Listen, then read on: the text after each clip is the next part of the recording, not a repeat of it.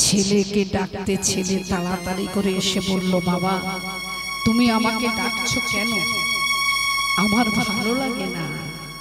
হরি নাম যদি আমার সঙ্গে যাবে, আমি নামীকে কোথায় পাবো? আমার যে বেলাটা চলে গেল, কবে আর ভজবো, কবে আর হরি নাম গাইব, কবে আমি বৃন্দাবনে যাব? আমি আজই চলে যাব। কোথায় যাবে? বৃন্দাবন। ওই 84 ক্রোশ বৃন্দাবনে আমি ঘুরবো, ব্রজধূলি অঙ্গে মাখবো, জয় রাধে শ্রী রাধে বলে আমি আমার দেহটাকে ভাসিয়ে দেব। সঙ্গে মাকে নিয়ে যাবে না? না, ভজনের পথে তোর মা যদি আমার সঙ্গে যায়, কোথায় রাত কোথায় দিন, বনে জঙ্গলে থাকতে হবে, তোর মাকে নিয়ে থাকতে পারবো না। তোর মাকে দেখিস, আমাকে বিদায় দে না বাবা। ছেলেটা বললে, তুমি কাউকে নেবে না? না। এই কথাটা ছেলেকে বলছে, ঠিক কাত্যায়নী শুনে নিয়েছে। সামনে ত্রেতা যুগে রামচন্দ্র বনবাসে গিয়েছিলেন 14 বছরের জন্য। তার সঙ্গে ছিল তার ঘরণী সীতামা।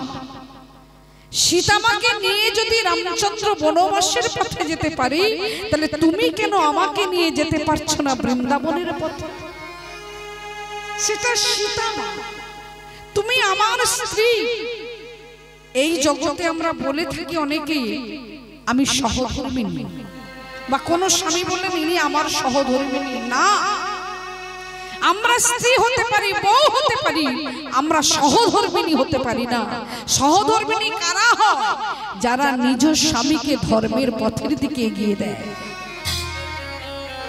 কত কত হরিবাসর আছে,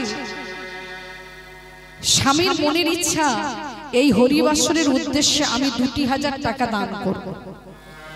স্ত্রী যখন শুনলো যে স্বামী 2000 টাকা দেবে, ওরে বাবা 2000, তুমি কেন 2000 টাকা দেবে? দিও না তো, হরি নাম হবে, কৃষ্ণ নাম হবে, তার জন্য 2000 টাকা দিতে হয়? তুমি এক কাজ করো, 500 কিংবা 200 100 দিয়ে দাও। এটা সহধর্মিণী নয়। সে দিচ্ছে ধর্মের পথে আরেকটু এগিয়ে যাবে। হরি নামের দান সর্বশ্রেষ্ঠ দান। হরি নামের দান কখনো বিফলে যায়। যে স্ত্রী স্বামীকে জোর করে বলবে, না তুমি এখানে ওখানে, আমি এত টাকা খরচ করি, শুধু শুধু এই কসমেটিক এটা ওটা কিনতে অনেক টাকা যায়, তুমি হরি নামের উদ্দেশ্যে তুমি 2000 কেন, তুমি 3000 টাকাই দাও, তবেই জানবেন সে সহধর্মিণী। শুভ কাজে, সুন্দর কাজে যারা বাধা দেয়, তারা সহধর্মিণী হতে পারে। আজকে নিজের স্ত্রী তিনি বাধা দিচ্ছেন না, যেতে চেয়েছিলেন কিন্তু লালা নিলেন না।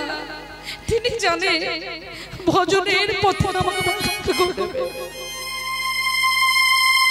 আমি সব ছেড়ে দিলাম, আমাকে শুধু একটুখানি দিয়ে দে বাবা, ধুতি পাঞ্জাবি, একটা ভিক্ষার ঝুলি, এই ভিক্ষার ঝুলিতে দিবি একটাই ধুতি পাঞ্জাবি, আর কিচ্ছু লাগবে না।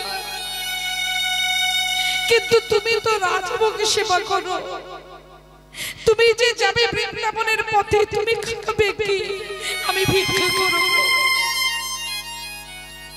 যারা যাবে বৃন্দাবনের পথে, আমি বলবো তোমরা আমায় কিছু দাও, আমি ভিক্ষা করে খাবো।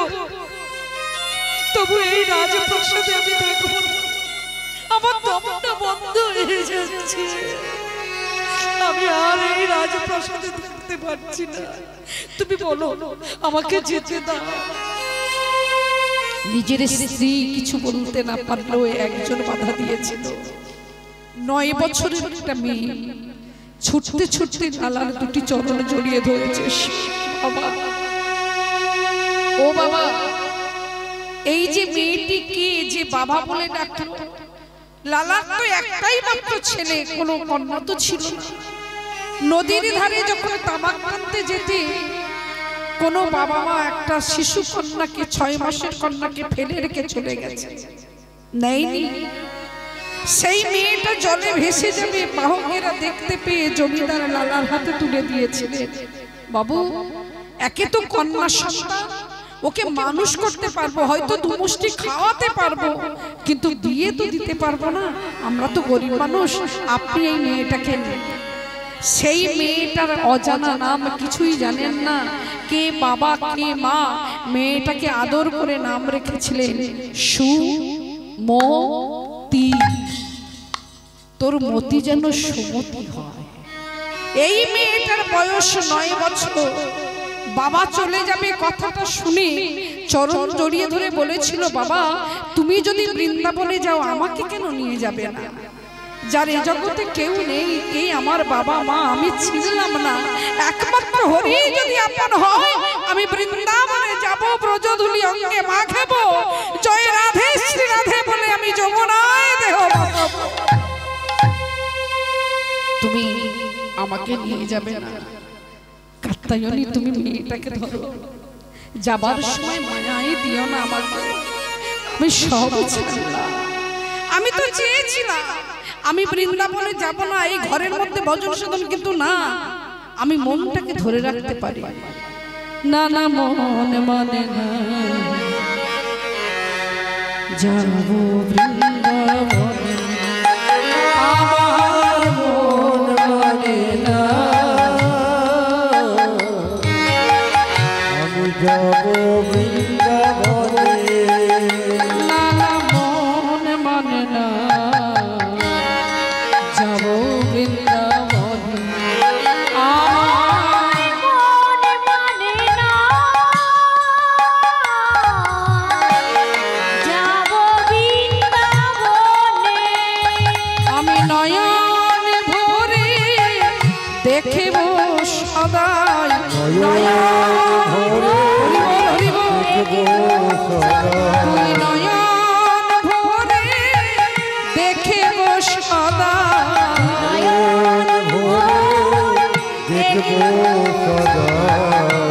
শ্রীনন্দের নন্দনে,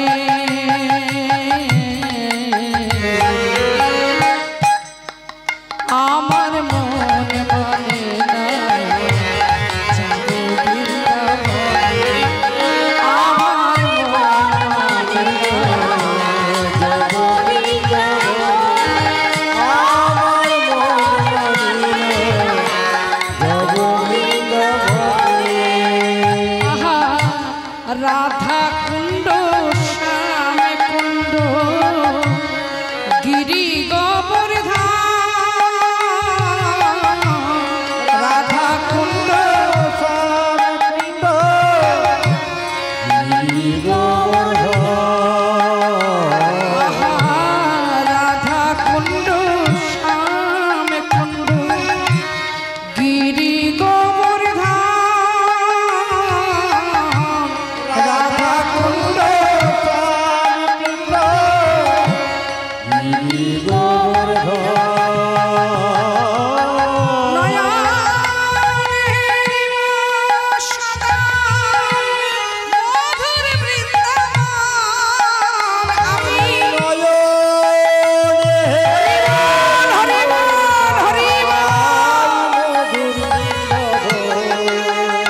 তুই নয়নে হরিব সদাই মধুর বৃন্দাবন,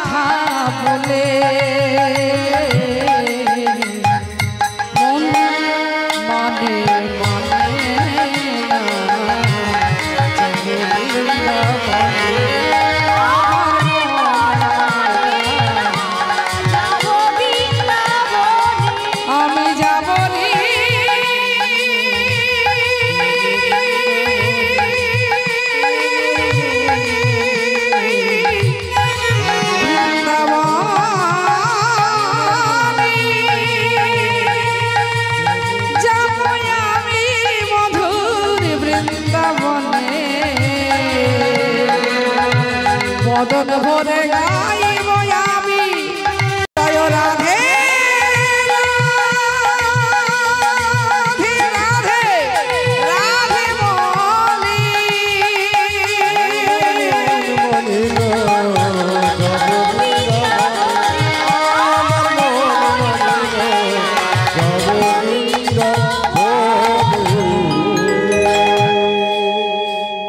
তুমি একাই যাবে?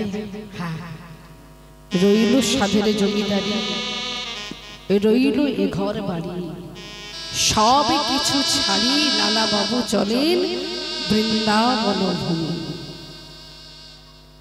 বেলা যায় করিয়া শ্রবণ, লালা বাবু সব কিছু ছাড়ি চলেন বৃন্দাবন। কি গো মা, তাহলে ত্যাগ কি করে আসলো দেখুন। বেলা যায় করি শ্রবণ, গৃহ ছাড়ি লালা বাবু চলেন। ওই বৃন্দাবনের পথে যেতে যেতে একদিন অসুস্থ হয়ে পড়েছেন, আর চলতে পারছেন না। ক্ষুধার জ্বালায় কাতর হয়ে ছটফট করছে। সেই দিন কিছু বালি জোগাড় করেছে, একটা সুন্দর বিছানা করেছে, বালির বালিশ তৈরি করেছে, একটু উঁচু করেছে। মনে মনে চিন্তা করছেন, মাটির ওপরে ঘুমাচ্ছি, আমি আর ঘুমাতে পারছি। পারবে কি করে গো মা? আগের দিনটার কথা ভেবে দেখুন, যার দুধের ফেনার বিছানার সমান, সে মাটির ওপরে ঘুমাতে পারে? কোথায় কাপড়, কোথায় বালি, কোথায় পাথর, কোথায় কাঁটা, তার উপরেই ঘুমাচ্ছে। সেদিন বালির বিছানা তৈরি করে লালা যখন শয়নে গেছে, ঘুমিয়ে পড়েছে। এই ঘুমিয়ে পড়া যা সঙ্গে সঙ্গে স্বপ্নে দর্শন করলেন বৃন্দাবনের শ্রীকৃষ্ণ। তিনি যেন এসে বলে উঠলেন, লালা, ও লালা, তুমি সব কিছু ছেড়ে দিলে, বিষয় বাসনা বৈভব তোমার বলতে যা কিছু আছে, সামান্য এই বালির বিছানা তুমি ত্যাগ করতে পারছো না। এই বাসনা নিয়ে তুমি যদি যাও বৃন্দাবনে, এ জীবনে কেন কোন জীবনেই তোমার রাধা রানীর কৃপা হবে না। সব ছড়িয়ে দিলে সামান্য বালির বিছানা। তাহলে এবার আপনারা আমরা ভেবে দেখি একটুখানি, বৎসরে বৎসরে অনেকেই বৃন্দাবনে যান, কি জানেন?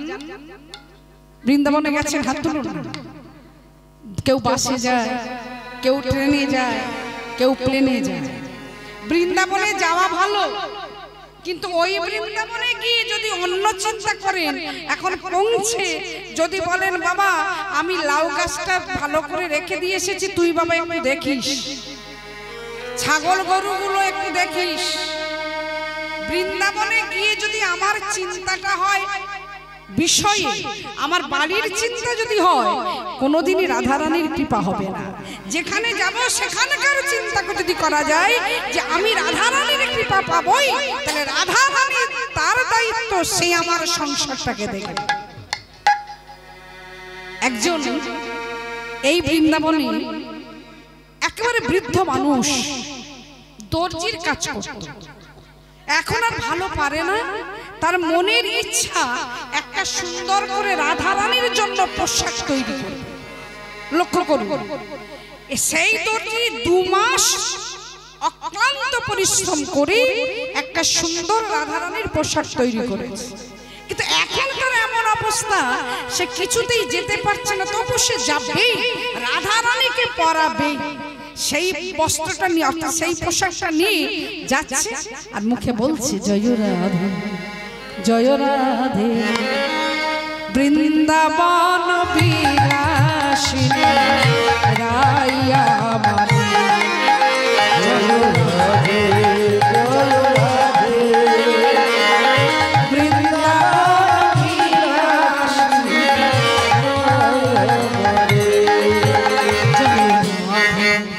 জয় রাধে বৃন্দাবন বিলাসী রায়া মানি, জয় রাধে জয় রাধে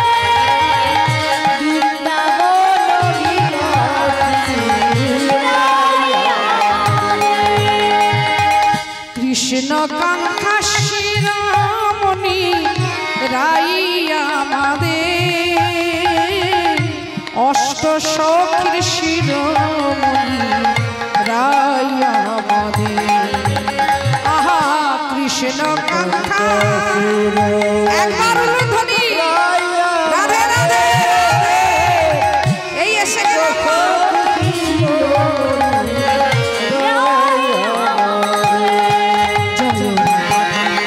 জয় রাধে বৃন্দাবন বিলাসিনী রায় আমাদের।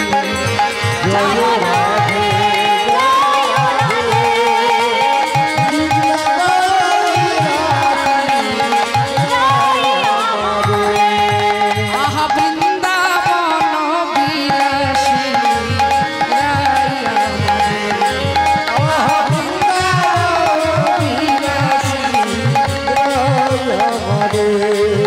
আহা প্রেম সাগরের মরালি রায় আমাদের।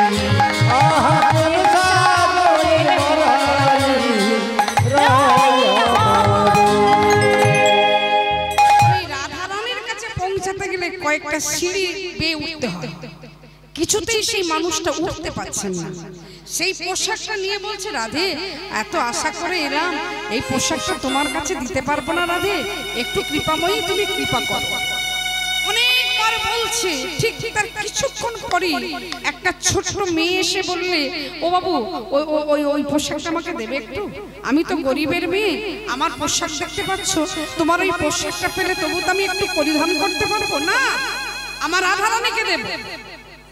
কিছুতেই মানুষটা দেবে না, আর ওই মেয়েটাও ছাড়বে না। এই মেয়েটা ধরেছে, ওদিকে সেও ধরে আছে, দুজনেই টানাটানি করছে, দাও। এ বলে না, আর ও বলে আমাকে দিতেই হবে। জোর করে কেড়ে নি, মেয়েটি ছুট ওই যে ছুটে চলে গেল, আর দেখতে পেল না। ব্রজবাসী ব্রজমাইয়ারা যখন যাচ্ছি তখন বলে উঠলে, জানো আমার এই পোশাকটা একটা মেয়ে নিয়ে চলে গেল, আমার রাধারানীর কাছে যাওয়া হলো না, তোমরা একটু কাজ করো, আমাকে একটু নিয়ে চলো। যেই ব্রজবাসীরা কৃপা করে নিয়ে গেছে, মন্দিরের দরজাটাকে খুলে দিয়েছে, আর যেই খোলা সেই তুই আমার পোশাকটা নিয়ে ছুটতে পালিয়েছে, নিজেই পরে দাঁড়িয়ে আছিস। কে নিয়ে এলো পোশাক? রাধা। নিজের পোশাক নিজে নিয়ে এসে নিজে পরিধান করে ভক্তকে দেখিয়ে দিল, যে আমাকে কায়মন বাক্যে ডাকি, যে আমার ছাড়া কিছু জানে না, আমি তার প্রতি এইরূপ কৃপা পাব। তাহলে বৃন্দাবনে গিয়ে অন্য কোনো চিন্তা নয়, রাধারানীর চিন্তা ছাড়া। সেই লালা বৃন্দাবনে অনেক কষ্টে যখন পৌঁছেছি, 84 ক্রোশ বৃন্দাবন ঘুরছি, অলিতে গলিতে জয় রাধে শ্রী রাধে বলে ব্রজধুলি অঙ্গে মাখি, আর যমুনায় দেহটাকে গিয়ে ভাসিয়ে দেয়। কৃপাময়ী কৃপা করল না, এত ডাকছে, দুটি নয়ন জলে বুক ভাসিয়ে দিচ্ছে। এই যে ব্রজ রজ, এর দাম দেওয়া যাবে না, মূল্য হয় না। এর মধ্যেই কথাটা আমি বলে দিই, এই ব্রজ রজের যে মাহাত্ম্য, আপনারা বলবেন বৃন্দাবনে গেলে তবেই ব্রজ রজ পাওয়া যায় না। যেখানে বসে আছে সেখানকার একটু হাত দিয়ে আপনারা আমরা কেমন করে বুঝবো যে এখানে ভগবান এসে বসেন, এখানে বৈষ্ণবের আগমন হয়নি, এটা আমাদের অনুভব হয়নি। আসতেও পারে এই হরিবাসরে এমন এক বৈষ্ণব যার কৃপা পেলে আমাদের জীবনটা ধন্য হয়ে যাবে।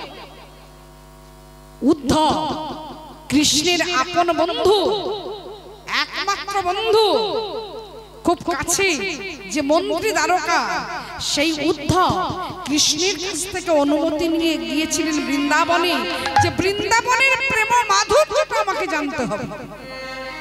কেন কৃষ্ণ বন্ধু আমার বৃন্দাবন ছাড়া কিছু জানে না? সেই দিন সেই উদ্ধব যখন বৃন্দাবনের মাটিতে পা রেখেছিল, চমকে উঠল। বৃন্দাবনের বৃক্ষ তরুলতা, পশু পক্ষী কীট পতঙ্গ স্থাবর জঙ্গম সবাই গাইছে জয় রাধে। সেইখানেই দাঁড়িয়ে গেলেন স্থির হয়ে, আর এগিয়ে না গিয়ে ব্রজধূলিটাকে তুলে নিয়েছে, তুলে নিয়ে প্রথমেই শিরোপরি রেখে দিয়েছে। মাথায় তুলে নিয়ে সর্বাঙ্গে মাখার পরে তিনি একটা পদ রচনা করে গেলেন। কি? বন্দে নন্দন ব্রজশ্রীনা পাদরে নুমা বিঘ্নশানা ইয়াশং হরি কথোদগীত নাতি ভুবন ত্রয়।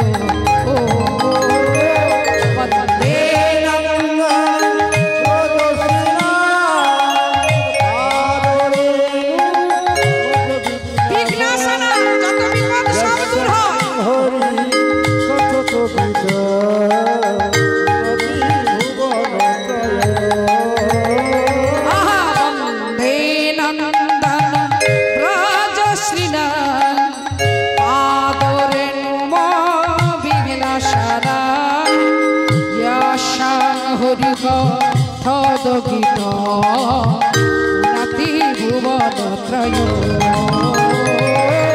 বন্দে নন্দন ব্রজশ্রীনা পাদরে হরি কথোদগীত নাতি ভুবন ত্রয়।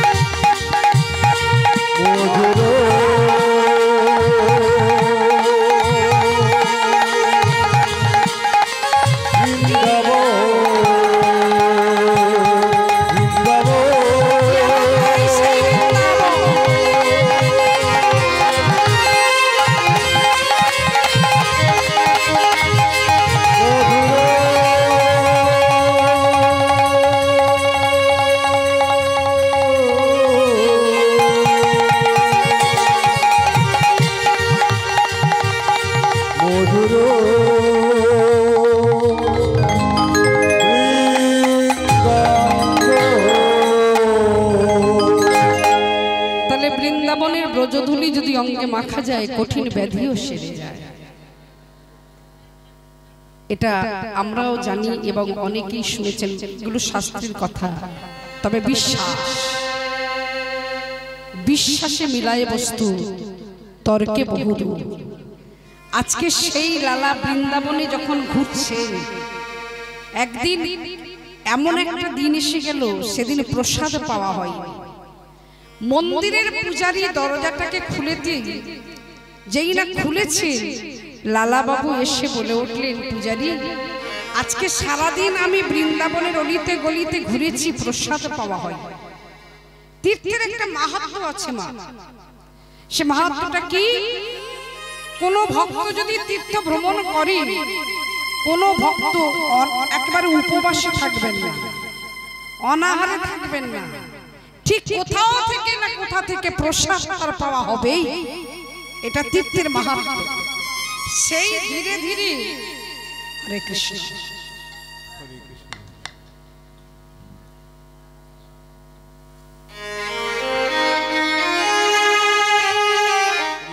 হরি বল হরি বল। মায়ের একটু উলুধ্বনি দিন, একটু উলুধ্বনি। নিতাই গৌর প্রেমানন্দে হরি বল হরি বল।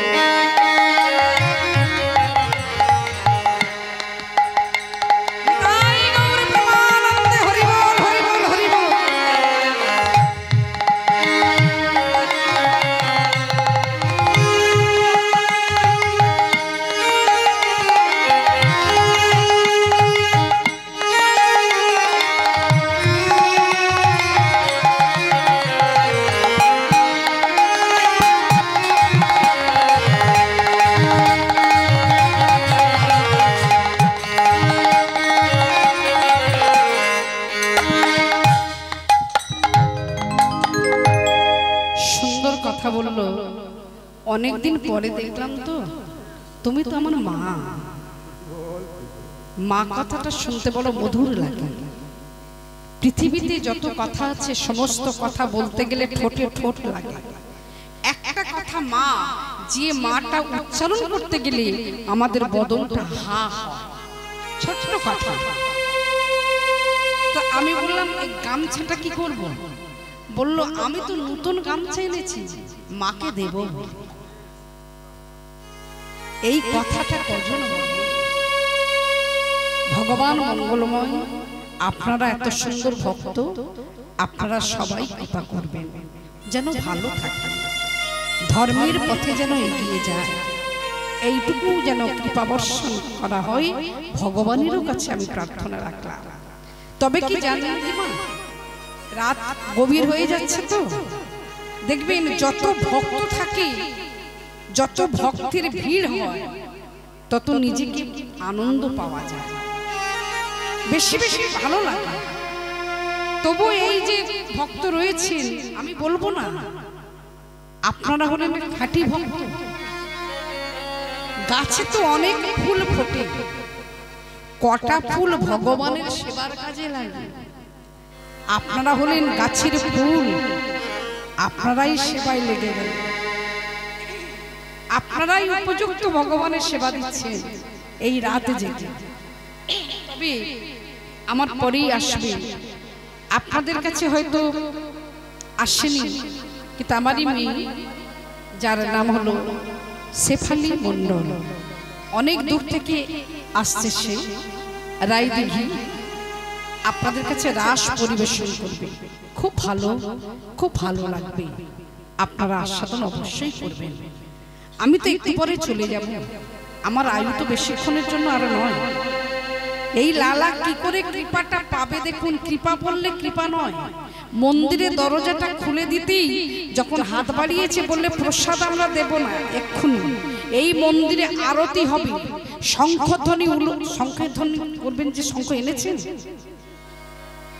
আমার বেলায় আনেননি সেটা আমি মেনে নিলাম, কিন্তু রাসলীলা যখন পরিবেশন আস্বাদন করবেন তখন কিন্তু শঙ্খের প্রয়োজন হয়, দুটো কিংবা চারটি।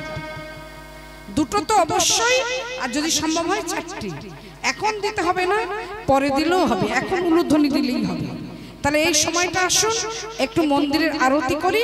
আরতির শেষে পূজারী সবাইকে প্রসাদ দেবে। লালা সেখানে চুপ করে বসে আছে, থরথর করছে সর্বঙ্গ, জরা জীর্ণ দেহ চলিতে না পারে, তথাপিও বদনে রাধা নাম নাহি ছাড়ে। সে জেনেই ফেলেছে যে রাধাকে যদি আমি আশ্রয় করি, আমার কৃষ্ণকে আমি পাবই পাবো। কারণ শাস্ত্রে কি বলে গেছে বলুন তো, রাধা শক্তি বিনা না কইও শ্যামল দর্শন পাও, তু শ্যামল দর্শন পাও। রাধা শক্তি বিনা না কইও শ্যামল দর্শন পাও, শ্যামল দর্শন পাও। আহা রাধা শক্তি বিনা না কইও শ্যামল দর্শন পাবি, তু শ্যামল দর্শন পাবি। রাধা শক্তি বিনা নইলো শ্যামল দর্শন পাবে, তু শ্যামল দর্শন পাবে। আরাধন কর রাধে রাধে ও কালা ভাগাবি, তু ও কালা ভাগাবি। রাধা রাধা রাধা রাধা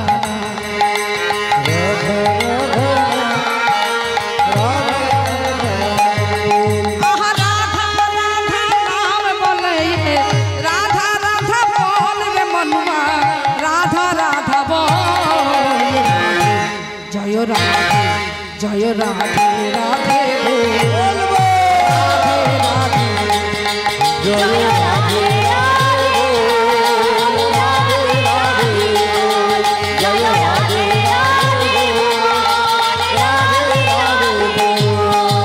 যমুনা কিনারে ধেনু চলায়ে মাধব মদন মুরারি, তু মাধব মদন মুরারি। যমুনা কিনারে ধেনু চলায়ে মাধব মদন মুরারি, মাধব মদন মুরারি। আহা মধুর মুরলিয়া যদি বাজাও শ্যাম, হারলে সদবোধ সারি, তু হারলে সদবোধ সারি। আহা রাধে রাধে রাধে রাধে রাধে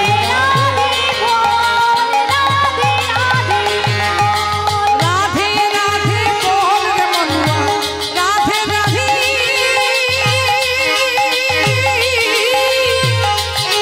জয় রাধে রাধে বল রে মনুয়া, রাধে রাধে বল। জয় রাধে জয় রাধে রাধে রাধে রাধে জয় রাধে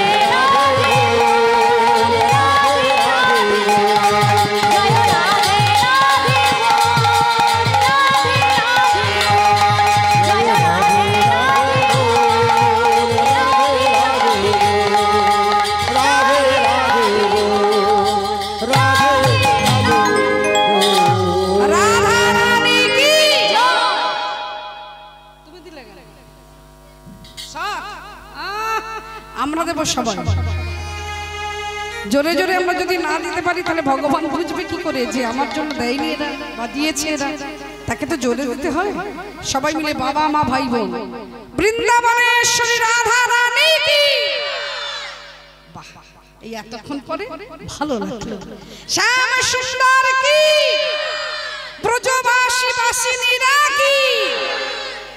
তাহলে এই বৃন্দাবনে রাধা রানীর যদি জয়ধ্বনি দেওয়া হয় কৃষ্ণকে পাওয়া যায়। তাই শাস্ত্রে বললেন রাধা শক্তি বিনা না কইও শ্যামল দর্শন পাই, আরাধন করে রাধে রাধে ও কালা ভাগ আয়ে। তা সেই দিন পূজারী বললেন বাবু প্রসাদ আমি দেব, তবে মন্দিরের আরতিটা হবে তারপর। তাহলে আরতিটা শুরু হোক নাকি? সেটা কিন্তু আপনারাই করবেন। শঙ্খ না এনেছেন তো এনেছেন, উলুধ্বনি কিন্তু করতে কিন্তু ছাড়বেন না। ভজ গোবিন্দ গোপাল গিরিধারী,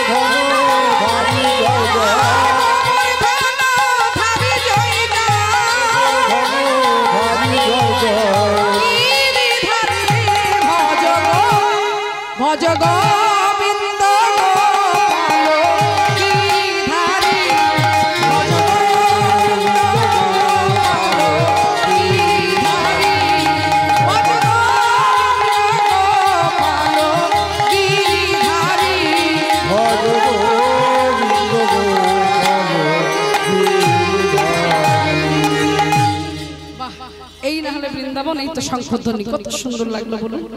বৃন্দাবনটাকে বৃন্দাবন যদি তৈরি করা না হয় তাহলে বৃন্দাবনের থেকে আনন্দ কি পাওয়া যায় মা? সেই বৃন্দাবন তো তৈরি করেছেন আপনারাই, আমরা তো ক্ষণিকের অতিথি, ক্ষণিকের জন্য এসেছি। জরাজীর্ণ দেহ নিয়ে যখন থরথর করে কাঁপছি, নিজের স্ত্রী কাত্যায়নী একমাত্র ছেলে নারায়ণ, তারা সারা বৃন্দাবনে ঘুরে দেখছেন তাদের স্বামী কোথায়, তাদের বাবা কোথায়। মন্দিরে ভিড় দেখে যখন বুঝতে পারেনি, এক এক করে প্রসাদ পেয়ে চলে যাচ্ছি, কাত্যায়নী ছেলেটাকে ডেকে বলছে, বাবা ওটা তোর বাবা না? দেখে চিনতে পারছে না, তাহলে এমনই তার দুরবস্থা। ঠিক সেই সময় পূজারীর কাছে হাত পেতেছেন লালা। পূজারী প্রসাদটা দিতে যাবে, যেই না প্রসাদ দিতে যাবে, স্ত্রী কাত্যায়নী এই হাতটা ধরে বলে উঠলেন, করো কি? লালা বলে উঠলেন, কে তুমি? ভাগ্যিস বলেননি কে মা তুমি। যার সঙ্গে এত বছর দেখা সাক্ষাৎ না, যার চেহারাটাকে দেখলে আর মনে হবে না যে ইনি সেই জমিদার লালা, দেখলেই মনে হবে দিনের ভিখারি। ভাগ্যিস বলেননি কে মা তুমি। আপনারা বলতেই পারেন, কেউ নিজের স্ত্রীকে মা বলে নাকি? বলেনি? এই কলিযুগে কেউ বলেনি? কে বলেছিলেন? রামকৃষ্ণ নিজের স্ত্রীকে মা বলেছিলেন। আর একজন বলেছিলেন এই নবদ্বীপে, যার নাম হলো শাক্ত ব্রাহ্মণ চাপাল গোপাল। এই যে আমার আমার করি, ছেলে আমার, স্বামী আমার, স্ত্রী আমার, সব আমার, এই চাপালকে দেখলে একটুখানি অনুভব করুন যে আমার বলতে এরা কেমন আমার। গৌরাঙ্গের কৃপা পাবার জন্য শ্রীবাস অঙ্গনের বহির্দ্বারে বেঁধে দিয়েছিল ছাগমুণ্ড, ভেঙেছিল মদের ভাণ্ড, রক্ত জমা ফুলের মালা চারিদিকে ছড়িয়ে দিয়ে প্রমাণ করাতে চেয়েছিল এই নবদ্বীপ বাসীদের যে নিমাই আমাদের কাছে যে বলে যে সবাই বলো হরি বল হরি বল, ও পাষণ্ড নির্দয়, হরি নাম করে না ওরা। দরজা জানালা বন্ধ করে এরা সুরাপান করে, ছাগ বলি দেয়, মদ মাংস খেয়ে রাত কাটায়, দিন কাটায়, আর দিনের বেলায় বলে সবাই বলো হরি বল হরি বল। সেই চাপাল গোপাল যখন এই কুকর্মটা করে চলে গিয়েছিল, ভগবান গৌরহরি তিনি ক্ষমা করেন। শ্রীবাস ক্ষমা করে দিয়েছিলেন, যে করুন আমি তাকে আশীর্বাদ করলাম। প্রকৃত বৈষ্ণব দেখুন, যার এত বড় সর্বনাশ করে গেল, যার আঙিনাতে ভগবান গৌরহরি কীর্তন করছেন, নর্তন করছেন, তার বহির্দ্বারে ছাগমুণ্ড বাঁধা, রক্ত জমা ফুলের মালা ছড়ানো, মদের ভাণ্ড ভাঙা, সেই শ্রীবাস হাসতে হাসতে বললেন যে আমার এত বড় সর্বনাশ করেছে, আমি তাকে এই আশীর্বাদ করলাম, আজ থেকে 3 দিনের মধ্যে যেন তার কৃষ্ণ ভক্তি হয়। কিন্তু ভগবান মেনে নিলেন না। ভগবান বলতে চান যে আমাকে সরাসরি কেউ প্রহার করো, আমি নীরবে সহ্য করব, কিন্তু কেউ যদি আমার ভক্তের অঙ্গে আঘাত আনো, আমি সেটা সইতে নাই পারি। 3 দিন পার হলো না, সর্বাঙ্গে কুষ্ঠ ব্যাধিতে ভরে গেল। এমন দুর্গন্ধ আর থাকা যাচ্ছে না। নিজের স্ত্রী নিস্তারিণী বললে, শোনো স্বামী, দুরারোগ্য ব্যাধি, ছোঁয়াচে ব্যাধি, আজ থেকে তোমাকে গোয়াল ঘরে থাকতে হবে, নারকেলের মালায় জল দেব আর মাটির পাত্র দেব তোমাকে আহার করতে।